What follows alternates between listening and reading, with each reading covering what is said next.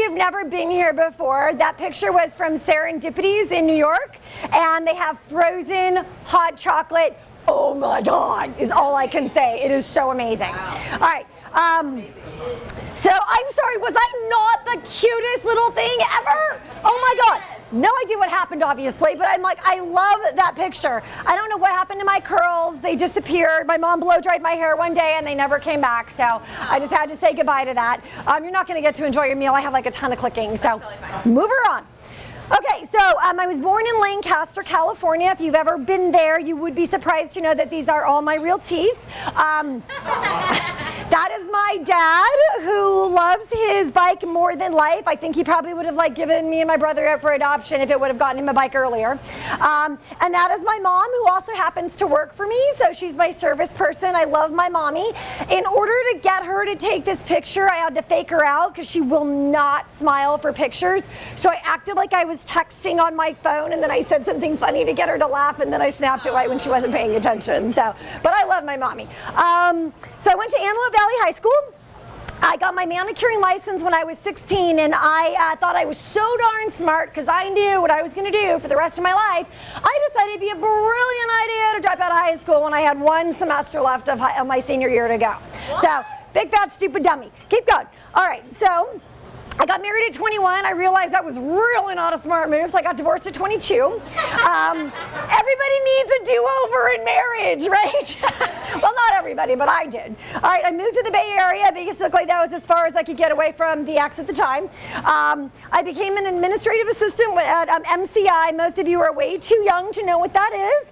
It was an old phone company. They've long since been gone, and they went out of business. And they actually did landline service. Sorry, I had to back up. Okay, for those of you under 30, a landline is a big thing that sits on your desk, and it had buttons or a dial on it, and you stuck your finger in it and turned it around, and then it would dial all the way back. That was a landline plugged into the wall. I know some of you don't get that, but humor me. All right, so when I was at MCI, I was a super hard worker. I may not always be the smartest person in the room, but I am almost always the hardest working. So what I don't know by brains, I will figure out by hard work. And I was turned down for a promotion that really, really, really bummed me out. Well, rumor was I was turned down because I didn't have a college degree. Well, I'll be darned if that's ever going to happen again, right? So I went to night school, got my high school diploma, and then over the next, it's not on the screen, it's somewhere else, but over the next 13 years, I finally went and got my bachelor's degree in communication. So we'll share a little bit more about that. But because I was so mad at MCI for not seeing the work and the effort and everything else, I mean, who cares about a college degree? How many people do what they went to school for, right? So it was a waste of, a lot of time, but I don't think it was a waste because it was a good experience. But so anyway, I went back to college, got my degree, and I ended up quitting my job at MCI a couple years later just because they hired someone from outside the company and then asked me to train them. I can't do the job, but I can train the person you hired to do the job. What's wrong with this picture? So I said, that's not exactly the company that I want to work for, so I moved on to become an administrative assistant at a mortgage company. Next. All right, so in that mortgage company, I knew nothing about sales. I knew nothing. So I really was awful, quite frankly, and I was down at the bottom 10 out of 300 people, but I knew how to ask questions. So I went to the #1 producer in the company, and I asked her, what did you do to be successful? You are leaps and bounds beyond the rest of us.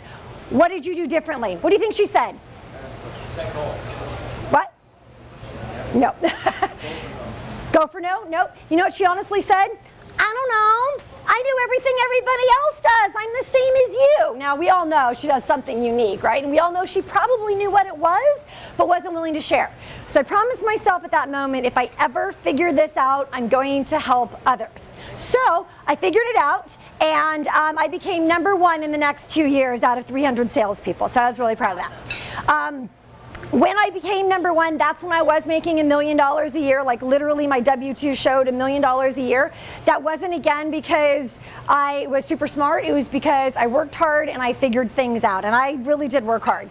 So I was in sales and management or training for basically the last 20 years, and I became an author and a speaker. So next slide. So this is today. This is my husband. He is a captain in the United States Navy. He's in charge of the ROTC program at ASU. Sorry, Tiff. This was the first day that we said I love you. So that was a really great picture for us. Okay, next picture. All right, so this is our family. So these are our two boys who are also in the Navy. This is Blake, this is Brendan. They're both enlisted. He's been in 7 years. I think he's been in almost 6 now. And that's my husband again. This is our daughter, Taylor. Well, I say our daughter, but she's not really mine, but I love them all like they're mine. This was just last year, right around like October, September. So that's our jacuzzi in our backyard, so we love that place. This is my motto in life. I will so work for shoes and wine. It just says it all. That's my whole life. So shoes and wine, that's my t-shirt. It's my favorite one. All right, next one.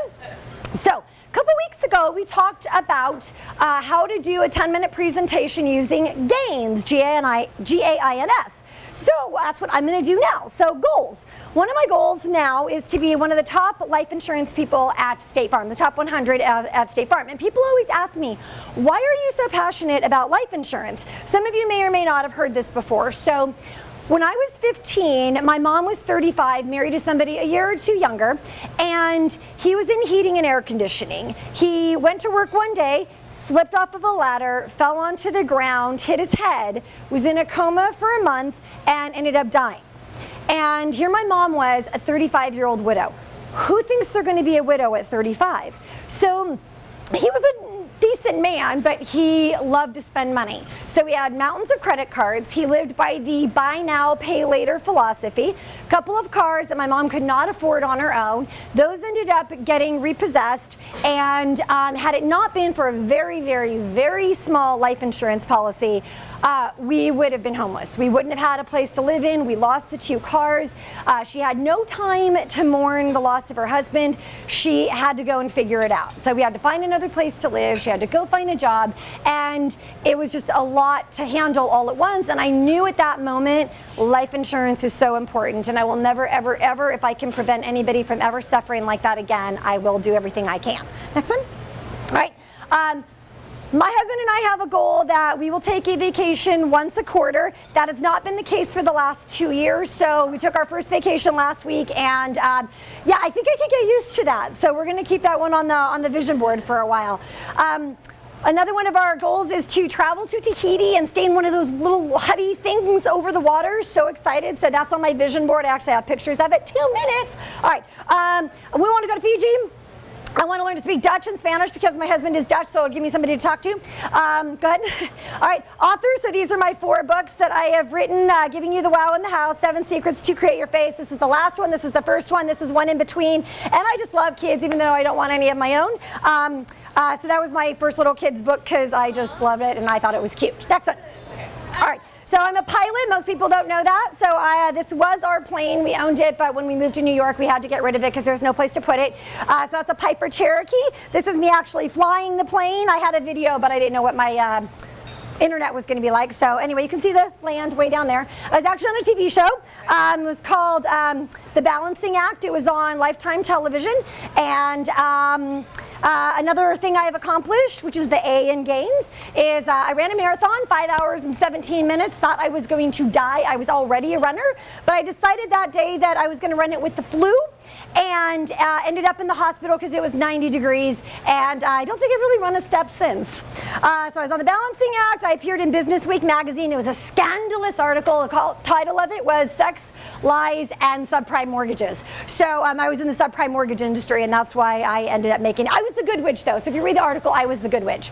And I got my bachelor's in communications in 2010, and it took me 13 years to get. Next. Interests.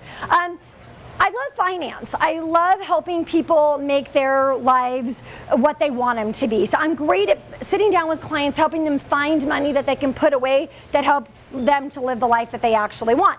I like to know what makes people tick. I originally went to school for psychology. It's going to take me way more years to get, so I'm like, let's just switch the degree to communications and move on. So, but I still love things that make people tick. Obviously love flying. Believe it or not, I love shooting. I do own a gun. I have a concealed carry permit, so do not piss me off. No. All right, I love health and fitness. I don't do health and fitness, of course, but I'll be fast. Okay, spirituality. Most people would not think of me as a spiritual person. Anybody want to guess what that is? I'll give you one of three choices. It is either a picture I have in my house, it is a tattoo, or it is a picture that I drew years ago and I just loved it and I have no artistic talent whatsoever. What do you think it is? Tattoo. It is absolutely my tattoo, and I'm not going to tell you where it is. Next one. All right, shoes. We know I love shoes. These are my 25 favorite pair. I just got rid of about another dozen or so, and I have 4 in the little shoe repair shoppy. Next one. And one more, sorry, I have a duplicate in there. That's how much I love shoes. And my little doggy, I love him. He drives me crazy sometimes, but I love and adore him. He's 5 pounds and he's so cute. Next one. Network, so I'm obviously part of BNI. I'm also a member of NAFA, where I don't know how it happened, but I'm a director of a thing called YAT, which is the Young Advisors Team. I'm also a member of the National Association of Women Business Owners, and Blue Star Moms, which basically means you have a spouse or a child that's in the military. Next one, skills, sharing the importance of life insurance. Obviously, I think you probably know I have the gift of gab. Endurance, anything that makes you mentally tough. I can always muscle my way through things. I'm extremely passionate about anything that I get involved in, otherwise I won't get involved in it. Resilient, I know how to overcome, what's the word I'm looking for? Hardships, obstacles, things like that. And engaging others. I have a way of getting people to talk, and that's all about me.